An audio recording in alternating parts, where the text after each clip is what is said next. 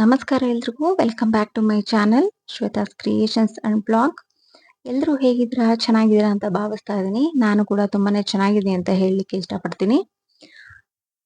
So ಇವತ್ತಿನ ವಿಷಯ ಬಂದು 21 ಡೇಸ್ ಚಾಲೆಂಜ್ ಅಲ್ಲಿ ನಾವು ಹೇಗೆ ನಮ್ಮ ಸೆಲ್ಫ್ ಇಂಪ್ರೂವ್ಮೆಂಟ್ ನ ಜಾಸ್ತಿ ಮಾಡ್ಕೊಬಹುದು, ನಮ್ಮ ಕೆಲವೊಂದು ಸಿಂಪಲ್ ಹ್ಯಾಬಿಟ್ಸ್ ನ ಚೇಂಜ್ ಮಾಡಿ ಹೇಗೆ ನಾವು ಲೈಫ್ ನ ಚೆನ್ನಾಗಿ ಲೀಡ್ ಮಾಡ್ಬೋದು ಅನ್ನೋದ್ರ ಬಗ್ಗೆ ನಾನು ಒಂದು ವಿಡಿಯೋನ ಮಾಡ್ತಾ ಇದ್ದೀನಿ.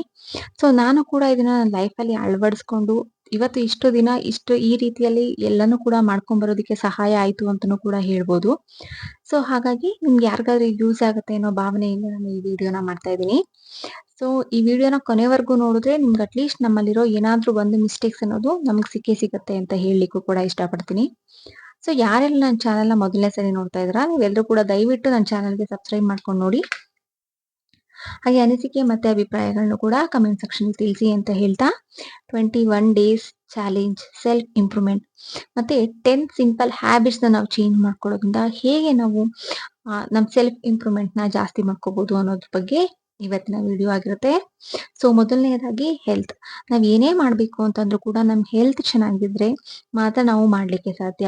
ನಾವು ಹೆಲ್ತ್ ನ ಚೆನ್ನಾಗಿ ಇಟ್ಕೊಳ್ದೇನೆ ನಾವ್ ಏನು ಕೂಡ ಮಾಡ್ಲಿಕ್ಕೆ ಸಾಧ್ಯ ಆಗೋದಿಲ್ಲ. ಹೌದು, ಮನೆ ಮಕ್ಕಳು ಆಫೀಸಿಗೆ ಕಳ್ಸೋದಿರುತ್ತೆ, ಕೆಲಸ ಮಾಡೋದಿರುತ್ತೆ, ನಾವು ಕೂಡ ಕೆಲಸ ಮಾಡೋದಿರುತ್ತೆ. ಹಾಗಂತ ಹೇಳಿ ನಮ್ಮ ಹೆಲ್ತ್ ಕಡೆ ನಾವು ನೆಗ್ಲೆಕ್ಟ್ ಮಾಡಿದ್ರೆ ಖಂಡಿತ ನಾವೇನೂ ಕೂಡ ಮಾಡೋದಿಕ್ಕಾಗೋದಿಲ್ಲ. ಯಾಕೆಂದ್ರೆ ನಮ್ಗೆ ಹೆಲ್ತ್ ಚೆನ್ನಾಗಿಲ್ಲ ಅಂತಂದ್ರೆ ನಮ್ಗೆ ಆಟೋಮೆಟಿಕ್ ಆಗಿ ನಮ್ಮ ದೇಹದಲ್ಲಿ ಸೋಂಬೇರಿತನ ಆಗಿರ್ಬೋದು, ಆಲಸ್ಯ ಆಗಿರ್ಬೋದು, ಈ ರೀತಿಯ ಕೆಲವೊಂದು ಹ್ಮ್ ಅಭ್ಯಾಸಗಳು ರೂಢಿ ಆಗ್ತಾ ಹೋಗುತ್ತೆ. ಸೊ ಹಾಗಾಗಿ ನೀವು ಎಷ್ಟು ಹೆಲ್ತ್ ನ ಚೆನ್ನಾಗಿ ಇಟ್ಕೊಂಡಿರ್ತೀರೋ ಅಷ್ಟು ನೀವು ಆಕ್ಟಿವ್ ಆಗಿ ಇರ್ಬೋದು. ಮತ್ತೆ ಅದು ನೋಡೋರ್ಗೂ ಕೂಡ ನೀವು ಒಂದು ಮಾರಲ್ ಆಗಿ ಕಾಣಿಸ್ತೀರಾ. ಆಗ ನಿಮ್ ಹೆಲ್ತ್ ಚೆನ್ನಾಗಿದ್ದಾಗ ಮಾತ್ರ ನೀವು ಒಬ್ರ ಜೊತೆ ಬೆರೆಯಕ್ಕಾಗಿರ್ಬೋದು, ಇಲ್ಲ ಮಾತಾಡ್ಲಿಕ್ಕಾಗಿರ್ಬೋದು, ಖುಷಿಯಿಂದ ಅವ್ರ ಜೊತೆ ಓಡಾಡೋದಿಕ್ಕಾಗಿರ್ಬೋದು. ಇಲ್ಲ, ಇದೆಲ್ಲ ಆಗುತ್ತೆ. ಇಲ್ಲ ಅಂತಂದ್ರೆ ಹೆಲ್ತ್ ಚೆನ್ನಾಗಿಲ್ಲ ಅಂತಂದ್ರೆ ಯಾವ್ದೂ ಕೂಡ ಆಗೋದಿಲ್ಲ. ಹಾಗಾಗಿ ನಾನು ನಂಬರ್ 1 ಅಲ್ಲಿ ಯಾವಾಗ್ಲೂ ಹೆಲ್ತ್ ನ ಕನ್ಸಿಡರ್ ಮಾಡ್ತೀನಿ. ಹೆಲ್ತ್ ಆದ್ಮೇಲೆ ಇನ್ನು ಉಳ್ದಿದ್ ಎಲ್ಲವೂ ಅಂತ ಹೇಳಲಿಕ್ಕೆ ಇಷ್ಟಪಡ್ತೀನಿ. ಸೊ ಈ ಮೊದಲನೇ ನಂಬರ್ ನಿಮ್ಗೆ ಆ ಏನು ಓಕೆ ಆಗತ್ತೆ ಅಂತ ಅನ್ಕೊಂಡಿದೀನಿ. ಬಿಕಾಸ್ ಹೆಲ್ತ್ ಅನ್ನೋದು ತುಂಬಾನೇ ಇಂಪಾರ್ಟೆಂಟ್ ಅಂತ ನಾನ್ ಭಾವಿಸಿದೀನಿ. ಸೊ ನಿಮ್ ಪ್ರಿಫರೆನ್ಸ್ ಕೂಡ ಹೆಲ್ತ್‌ಗೆ ಇರುತ್ತೆ ಅಂತಾನೂ ಕೂಡ ಅನ್ಕೊಂಡಿದೀನಿ. ಮತ್ತೆ ಎರಡನೇದಾಗಿ ಥಿಂಕಿಂಗ್. ನಾವು ಹೇಗೆ ಥಿಂಕ್ ಮಾಡ್ತೀವಿ ಅನ್ನೋದ್ರ ಮೇಲೆ ನಮ್ಮ ಎಲ್ಲಾ ಡಿಸಿಷನ್ ಕೂಡ ಸ್ಟ್ಯಾಂಡ್ ಆಗಿರುತ್ತೆ. ನಾವು ಹೇಗೆ ಥಿಂಕ್ ಮಾಡ್ತೀವಿ, ನಾವು ಹಾಗೆ ಬಿಹೇವ್ ಮಾಡ್ತೀವಿ, ಹಾಗೆ ರೆಡಿ ಆಗ್ತೀವಿ, ಹಾಗೆ ಅದು ಪ್ರೆಸೆಂಟೇಬಲ್ ಆಗಿರುತ್ತೆ. ಸೊ ನಾವು ಮಾಡ್ಕೊಳ್ಳೋ ಫ್ರೆಂಡ್ಸ್ ಆಗಿರ್ಬೋದು, ಮತ್ತೆ ನಾವು ಸೆಲೆಕ್ಟ್ ಮಾಡುವಂತಹ ಕೆಲವು ಥಿಂಗ್ಸ್ ಆಗಿರ್ಬೋದು, ನಮ್ಮ ಥಿಂಕ್ ಮೇಲೆ ಡಿಪೆಂಡ್ ಆಗುತ್ತೆ. ಸೊ ಹಾಗಾಗಿ thinking is very important for every one life ಅಂತ ಹೇಳಲಿಕ್ಕೆ ಇಷ್ಟಪಡ್ತೀನಿ. ನಾವು ಯಾವುದನ್ನೂ ಕೂಡ ಯೋಚನೆ ಮಾಡದೆ ಏನೇನೋ ಮಾಡ್ಲಿಕ್ಕೆ ಸಾಧ್ಯ ಇಲ್ಲ.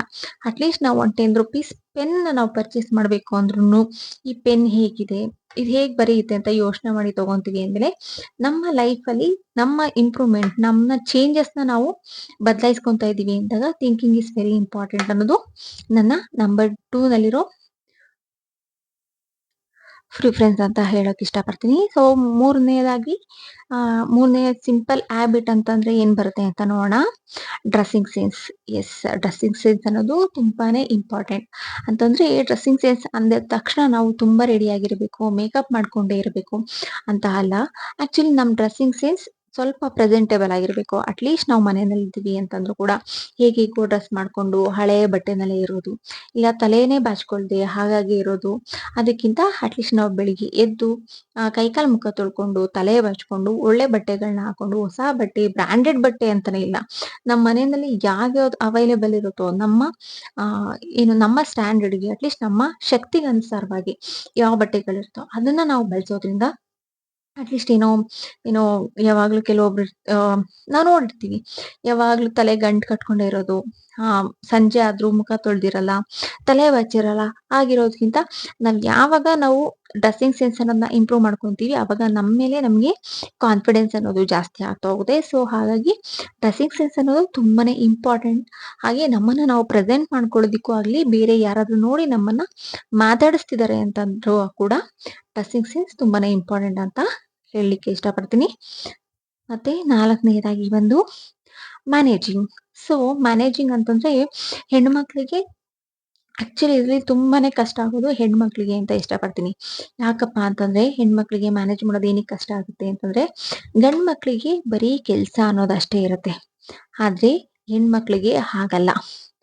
ಕುಕಿಂಗ್ ಆಗಿರ್ಬೋದು, ಮನೆಯಲ್ಲಿ ಮ್ಯಾನೇಜ್ ಮಾಡುವಂತ ಕೆಲ್ಸಗಳಾಗಿರ್ಬೋದು, ಮತ್ತೆ ಚಿಲ್ಡ್ರನ್ಸ್ ಮನೆಯಲ್ಲಿ ಏನ್ ಮಕ್ಳಿರ್ತಾರಲ್ಲ, ಅವ್ರನ್ನ ಮ್ಯಾನೇಜ್ ಮಾಡೋದಾಗಿರ್ಬೋದು.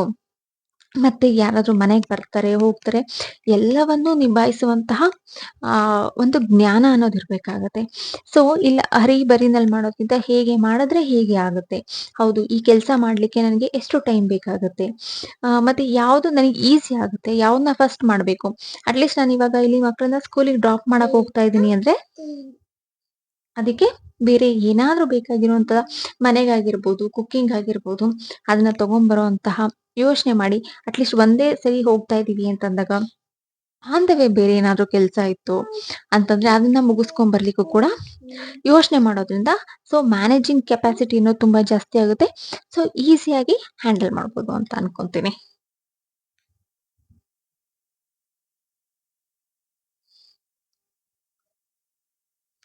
ಮತ್ತೆ ಟು ಡೂ ಲಿಸ್ಟ್ ಅಂದ್ರೆ 21 ಡೇಸ್ ನಾವ್ ಏನ್ ಮಾಡ್ತೀವಿ ಅಂತ ಅನ್ಕೊಂಡಿದೀವಲ್ಲ, ಅದನ್ನ ಎಲ್ಲವನ್ನು ಕೂಡ ಒಂದು ನೀವ್ ಏನ್ ಡೈಲಿ ಮಾಡ್ಬೇಕು, ಆ ಎಲ್ಲಾ ವರ್ಕ್ ಅನ್ನ ನೀವು ಲಿಸ್ಟ್ ಮಾಡ್ತಾ ನೀವು ಕೆಲ್ಸ ಮಾಡಿದ್ರೆ, ಆ ಲಿಸ್ಟ್ ಪ್ರಕಾರ ನೀವು ಕೆಲ್ಸ ಮಾಡೋದ್ರಿಂದ ಖಂಡಿತ ಇದ ತುಂಬಾನೇ ಯೂಸ್ ಆಗುತ್ತೆ. ನಿಮ್ಗೆ ತುಂಬಾ ಸಮಯ ಸಿಗುತ್ತೆ. ನಿಮ್ಮನ್ನ ನೀವು ಚೇಂಜ್ ಮಾಡ್ಕೊಳ್ಲಿಕ್ಕಾಗಿರ್ಬೋದು, ನಿಮ್ಮನ್ನ ನೀವು ಅರ್ಥ ಮಾಡ್ಕೊಂಡಿರೋದಕ್ಕಾಗಿರ್ಬೋದು. ಸೊ ತುಂಬಾನೇ ಟೈಮ್ ಸಿಗುತ್ತೆ. ಸೊ ಹಾಗಾಗಿ ಲಿಸ್ಟ್‌ನ ಮಾಡೋದು ತುಂಬಾನೇ ಇಂಪಾರ್ಟೆಂಟ್. ಒಂದು ದಿನದಲ್ಲಿ ಅಟ್‌ಲೀಸ್ಟ್ ಒಂದು 10 ಟು 15 ಮಿನಿಟ್ಸ್ ಕೂತ್ಕೊಂಡು, ನಾನು ಈ ದಿನದಲ್ಲಿ ಏನೇನೆಲ್ಲ ಕೆಲ್ಸ ಮಾಡ್ಬೇಕು, ಏನೇನೆಲ್ಲ ಆಗಿದೆ, ಏನೇನೆಲ್ಲ ಬ್ಯಾಲೆನ್ಸ್ ಇದೆ ಅನ್ನೋದನ್ನ ಒಂದು ಲಿಸ್ಟ್ ಮಾಡಿ. ಸೊ ಈ ರೀತಿ ಲಿಸ್ಟ್ ಕೂಡ ನನ್ಗೂ ಕೂಡ ವರ್ಕ್ ಆಗಿದೆ.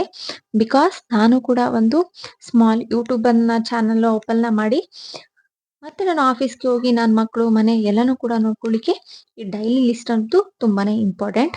ಸೊ ಹಾಗಾಗಿ ಇದನ್ನ ನೀವು ಕೂಡ ಮಾಡೋದ್ರಿಂದ ನಿಮ್ ಡೈಲಿ ದಿನ ಕೂಡ ತುಂಬಾನೇ ಚೆನ್ನಾಗಿರುತ್ತೆ ಅಂತ ಹೇಳಲಿಕ್ಕೆ ಇಷ್ಟಪಡ್ತೀನಿ. ಮತ್ತೆ ಜರ್ನಲಿಂಗ್, ನೆಕ್ಸ್ಟ್ ಬಂದು 6ನೇ ಪಾಯಿಂಟು ಜರ್ನಲಿಂಗ್. ಜರ್ನಲಿಂಗ್ ಅನ್ನೋದು ಒಬ್ರ ಭಾವನೆನ ಅಂದ್ರೆ ಫೀಲಿಂಗ್ಸ್‌ನ ಅರ್ಥ ಮಾಡ್ಕೊಳ್ಳೋದಿಕ್ಕೆ ಹೆಲ್ಪ್ ಮಾಡತ್ತೆ. ಹಾಗೆ ನಮ್ಮ ಮಾನಸಿಕ ಬೆಳವಣಿಗೆನ ಕೂಡ ಇದು ಡೆವಲಪ್ ಮಾಡುತ್ತೆ. ಸೊ ಹಾಗಾಗಿ ಜರ್ನಲಿಂಗ್ ಅನ್ನೋದು ತುಂಬಾನೇ ಇಂಪಾರ್ಟೆಂಟ್. ನಾವ್ ಯಾವುದೇ ಒಂದು ವಿಷಯನ ಕಲಿಬೇಕಾಗಿರ್ಬೋದು, ಇಲ್ಲ ಒಬ್ರಿಗೆ ತಿಳಿಸೋದಾಗಿರ್ಬೋದು, ಒಬ್ರನ್ನ ಅರ್ಥ ಆಗಿರ್ಬೋದು, ಇಲ್ಲ ನಮ್ಮನ್ನ ನಾವು ಅರ್ಥ ಮಾಡ್ಕೊಳ್ಳೋಕ್ಕಾಗಿರ್ಬೋದು. ಈ ಜರ್ನಲಿಂಗ್ ಅನ್ನೋದು ತುಂಬಾನೇ ಇಂಪಾರ್ಟೆಂಟ್. ಹಾಗಾಗಿ ಈ ಅಭ್ಯಾಸವನ್ನ ನಮ್ಮ ದಿನನಿತ್ಯದ ಜೀವನದಲ್ಲಿ ಅಳವಡಿಸ್ಕೊಳ್ಳೋದ್ರಿಂದ ನಮ್ಗೆ ನಮ್ಮನ್ನ ನಾವು ಅರ್ಥ ಮಾಡ್ಕೊಳ್ಳೋದಲ್ಲದೆ ನಮ್ಮ ಲೈಫ್‌ನ ತುಂಬಾನೇ ಈಸಿಯಾಗಿ ಲೀಡ್ ಮಾಡೋದಕ್ಕೆ ಕೂಡ ಹೆಲ್ಪ್ ಆಗುತ್ತೆ ಅಂತ ಭಾವಿಸ್ತಾ ಇದ್ದೀನಿ. ಮತ್ತೆ 7ನೇದು ಸೆಲ್ಫ್ ಕಂಟ್ರೋಲ್. ಸೆಲ್ಫ್ ಕಂಟ್ರೋಲ್ ಅಂತಂದ್ರೆ ನಮ್ಮ ಮೇಲೆ ನಮ್ಗೆ ಕಂಟ್ರೋಲ್ ಇರೋದಿಲ್ಲ. ಅಂದ್ರೆ ಎಕ್ಸಾಂಪಲ್ ಏನಾಗಿರುತ್ತೆ ಅಂತಂದ್ರೆ, ಈಗ ನಾನು 6 ಗಂಟೆಗೆ ಎದ್ದೇಳ್ತಾ ಇದ್ದೀನಿ ಅಂತಂದ್ರೆ, ಅಟ್‌ಲೀಸ್ಟ್ ಎವ್ರಿ ಡೇ 6:10, 6:15 ಓಕೆ. ಕೆಲವೊಬ್ರು 6 ಗಂಟೆ ಅಂದ್ರೆ 6 ಗಂಟೆ, 7:00 ಅಂದ್ರೆ 7, 8 ಅಂದ್ರೆ 8 ಅವ್ರಿಗೆ ಹೇಗೆ ಇರುತ್ತೆ ಹಾಗೆ. ಅಂದ್ರೆ ಅವ್ರಿಗೆ ಲೈಫಲ್ಲಿ ಕಂಟ್ರೋಲ್ ಅನ್ನೋದೇ ಇರೋದಿಲ್ಲ. ಮತ್ತೆ ಊಟದ ಟೈಮ್ ಆಗಿರ್ಬೋದು, ಪ್ರತಿಯೊಂದು ಕೂಡ ಊಟ, ನಿದ್ದೆ ಎಲ್ಲವೂ ಕೂಡ ಅವ್ರ ಕಂಟ್ರೋಲಲ್ಲಿ ಇದ್ದಿಲ್ಲ. ಮತ್ತೆ ಮೊಬೈಲ್‌ನ ಸ್ಕ್ರೋಲ್ ಮಾಡ್ತಾ ಇರ್ತಾರೆ. ಎಲ್ಲಿವರೆಗೆ ಅಂದ್ರೆ ಎಲ್ಲಿವರೆಗೂ ನಿದ್ದೆ ಬರುತ್ತಲ್ಲ ಅಲ್ಲಿವರೆಗೂ ಮೊಬೈಲ್‌ನ ನೋಡ್ತಾ ಇರ್ತಾರೆ. ಸೊ ಇದೆಲ್ಲವುದು ಕೂಡ ನಮ್ಮ ಜೀವನಕ್ಕೆ ತುಂಬಾನೇ ಹಾನಿಕಾರಕ ಅಂತಾನೆ ಹೇಳ್ಬೋದು. ಸೊ ಹಾಗಾಗಿ ನಾವು ಕಂಟ್ರೋಲ್ ಅಟ್‌ಲೀಸ್ಟ್ ನಾವು 6:00 ಎದ್ದೇಳ್ತಾ ಇದ್ದೀವಿ ಅಂತಂದ್ರೆ ಹೌದು ಎವ್ರಿ ಡೇ ನಾವು ಅದನ್ನ ಪ್ರಾಕ್ಟೀಸ್ ಮಾಡ್ಕೋಬೇಕಾಗುತ್ತೆ. ನೈಟ್ ಮಲಗ್ತಾ ಇದೀವಿ 10:00 ಅಂದ್ರೆ ಒಂದು ಸ್ಕ್ರೀನ್ ಟೈಮಿಂಗ್ಸ್‌ನ ಫಿಕ್ಸ್ ಮಾಡ್ಕೋಬೇಕಾಗುತ್ತೆ. ಇದರಿಂದನೂ ಕೂಡ ತುಂಬಾನೇ ಹೆಲ್ಪ್ ಆಗುತ್ತೆ. ಮತ್ತೆ ಊಟ ಆಗಿರ್ಬೋದು, ಮತ್ತೆ ಕೋಪ ಆಗಿರ್ಬೋದು, ಮತ್ತೆ ಕೆಲವೊಬ್ರು ಅನ್ನೆಸೆಸರಿ ನಗ್ತಾರೆ. ಅದು ಕಷ್ಟನ, ಸುಖನ ಏನು ಕೂಡ ಅರ್ಥ ಮಾಡ್ಕೊಳ್ದೇನೆ ಅದನ್ನ ಕಂಟ್ರೋಲ್ ಮಾಡ್ಕೊಳ್ಳೋದು ಕೂಡ ತುಂಬಾನೇ ಇಂಪಾರ್ಟೆಂಟ್. ಯಾಕೆ ಅಂದ್ರೆ ಯಾವ ಜಾಗದಲ್ಲಿ, ಯಾವ ಸಮಯದಲ್ಲಿ ಹೇಗಿರ್ಬೇಕೋ ಹಾಗಿದ್ರೆ ಮಾತ್ರನೇ ಅದು ಜೀವನ ತುಂಬಾನೇ ಚೆನ್ನಾಗಿರುತ್ತೆ. ಸೊ ಹಾಗಾಗಿ ಸೆಲ್ಫ್ ಕಂಟ್ರೋಲ್ ಅನ್ನೋದು ತುಂಬಾನೇ ಇಂಪಾರ್ಟೆಂಟ್. ಹಾಗಾಗಿ ನಾವಲ್ದೆ ನಮ್ಮ ಮಕ್ಕಳಿಗೂ ಕೂಡ ಅದನ್ನ ಕಲಿಸುವಂತ ಒಂದು ಪ್ರಯತ್ನನ ಕೂಡ ಮಾಡ್ಬೇಕು. ನೆಕ್ಸ್ಟ್ 8ನೇದು ಇಂಪ್ರೂವ್‌ಮೆಂಟ್. ನಾವ್ ಇಷ್ಟೆಲ್ಲಾ ಮಾಡ್ತಾ ಇದೀವಿ ಅಂತಂದ್ಮೇಲೆ ನಮ್ ಲೈಫಲ್ಲಿ ಏನಾದ್ರೂ ಇಂಪ್ರೂವ್‌ಮೆಂಟ್ ಆಗ್ತಾ ಇದೆಯಾ? ಚೇಂಜಸ್ ಆಗ್ತಾ ಇದೆಯಾ? ಆಗ್ತಾ ಇದ್ರೆ ಆ ಚೇಂಜಸ್ ಏನು? ಅದನ್ನು ಕೂಡ ಟ್ರ್ಯಾಕ್ ಮಾಡ್ಬೇಕಾಗುತ್ತೆ. ಸೊ ಫೈನಲ್ ಆಗಿ ಔಟ್‌ಪುಟ್ ಈಸ್ ಇಂಪ್ರೂವ್‌ಮೆಂಟ್. ಇಂಪ್ರೂವ್‌ಮೆಂಟ್ ಅನ್ನೋದು ತುಂಬಾನೇ ಇಂಪಾರ್ಟೆಂಟ್. ಅದನ್ನು ಕೂಡ ಮಾನಿಟರ್ ಮಾಡ್ಕೊಳ್ಳೋದ್ರಿಂದ ಅಟ್‌ಲೀಸ್ಟ್ ನಾನು ಒಂದು ವಾರಕ್ಕೆ ಮುಂಚೆ ಹೇಗಿದ್ದೆ, ಇವಾಗ ನಾನು ಹೇಗಿದ್ದೀನಿ, ನನ್ನ ಮೆಂಟಲ್ ಹೆಲ್ತ್ ಹೇಗಿದೆ, ಹಾಗೆ ಫಿಸಿಕಲ್ ಹೆಲ್ತ್ ಹೇಗಿದೆ, ಇದನ್ನು ಕೂಡ ಚೆಕ್ ಮಾಡ್ಕೊಂಡು ಮುಂದೆ ಹೋಗ್ಬೇಕಾಗತ್ತೆ. So next 9.1 people handling. So ಇದಂತೂ ಎಲ್ಲಾ ವಿಷಯದಲ್ಲೂ ತುಂಬಾನೇ ಕಷ್ಟ ಆಗಿರುವಂತ ಕೆಲ್ಸ ಅಂತಂದ್ರೆ ಈ ಜನಗಳನ್ನ ಹ್ಯಾಂಡಲ್ ಮಾಡೋದು. ಸೊ ಕೆಲವೊಬ್ರು ಜನಗಳ ಜೊತೆ ಹೇಗೆ ಇರ್ಬೇಕು, ಅನ್ನೆಸರಿ ನಾವು ಮಾತಾಡಿದ್ರೆ ಅದು ವಾದಗಳು, ವಿವಾದಗಳು, ಜಗಳಗಳಾಗತ್ತೆ. ಸೊ ಹಾಗಾಗಿ ಯಾವುದೇ ಒಂದು ಮಾತನ್ನ ಮಾತಾಡೋದ್ಕಿಂತ ಮುಂಚೆ ಒಂದಕ್ಕೆ 2 ಸರಿ ಮೈಂಡ್ ಕ್ಯಾಲ್ಕುಲೇಷನ್ ಮಾಡಿನೇ ನಾವು ಮಾತಾಡ್ಬೇಕಾಗುತ್ತೆ. ಪೀಪಲ್ ಹ್ಯಾಂಡಲ್ ಮಾಡೋದು ತುಂಬಾನೇ ಇಂಪಾರ್ಟೆಂಟ್ ಆಗಿರುವಂತ ಕೆಲ್ಸ ಅಂತಾನೆ ಹೇಳ್ಬೋದು. ಸೊ ಹಾಗಾಗಿ ಅದನ್ನ ನೀವು ಅಭ್ಯಾಸ ಮಾಡ್ಕೊಳ್ಳಿ. ನಾವು ಅವ್ರ ಹತ್ರ ತುಂಬಾನೇ ಜಾಸ್ತಿ ಮಾತಾಡಿದ್ರೆ ನಾವು ತುಂಬಾ ಬೇಗ ಲೂಸರ್ಸ್ ಆಗೋಗ್ಬಿಡ್ತೀವಿ. ಅಂದ್ರೆ ಲೂಸ್ ಟಾಕ್ ಅನ್ನೋ ತರ ಆಗ್ಬಿಡುತ್ತೆ. ಓ ಅವ್ರಾ ಯಾವಾಗ್ಲೂ ಮಾತಾಡ್ತಾನೆ ಇರ್ತಾರೆ. ಅವ್ರಿಗೆ ಬೇರೆ ಏನು ಕೆಲ್ಸನೇ ಇಲ್ಲ. ಈ ರೀತಿಯಾದಂತ ಭಾವನೆ ಅವ್ರಿಗೂ ಕೂಡ ಬಂದ್ಬಿಡುತ್ತೆ. ಸೊ ಹಾಗಾಗಿ ಯಾರತ್ರ ಎಷ್ಟು ಮಾತಾಡ್ಬೇಕು ಅದಕ್ಕೆ ಒಂದು ಲಿಮಿಟ್ ಅನ್ನೋದಿರುತ್ತೆ.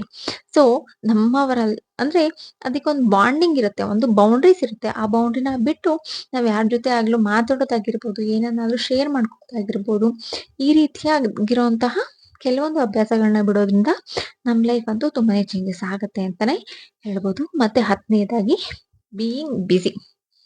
ಸೊ ನಾವ್ ಯಾವಾಗ ಖಾಲಿ ಇರ್ತೀವಲ್ವಾ, ಅವಾಗ ನಮ್ ಲೈಫಲ್ಲಿ ಇದ್ಯಾವುದನ್ನು ಕೂಡ ಆಗಲ್ಲ.